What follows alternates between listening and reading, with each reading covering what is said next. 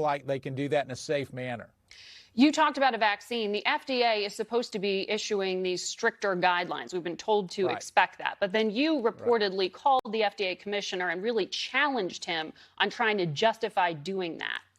Well, you're not a doctor. Why insert yourself politically into this, which feeds these concerns about interference? So, Margaret, obviously your producer didn't do a good job of informing you of exactly what I've done. What we actually have is new guidance that's coming out. My question is, why would that new guidance come out after we've already spent $30 billion in doing that?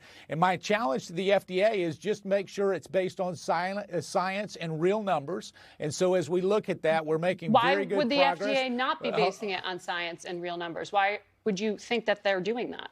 Well, why would you think that we would need new guidance after we've developed vaccines and drugs for decades, and then all of a sudden we're going to change something in the last 2 weeks? The question is why, Margaret? I mean, why would we do that? I'd also look at this, and as we got into that discussion, here's one of the great things that we're looking at.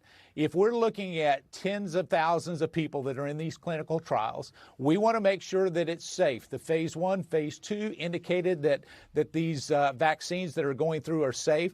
We're trying to make sure that the guidance we give is not a inhibitor to getting things out fast, but it also doesn't detract from it. So I'm optimistic that that guidance will come out based on good science and ultimately our FDA guidelines to make sure that all people who take a vaccine can do that with some kind of assurance that the process is meted out properly.